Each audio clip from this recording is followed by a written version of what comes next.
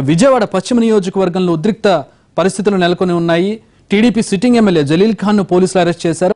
పరామర్శించడానికి MP Kesineni Nani police station కు వచ్చారు. అంతకుముందు జలీల్ కారుపై దాడి జరిగింది. కారు అద్దాలు పగిలాయి.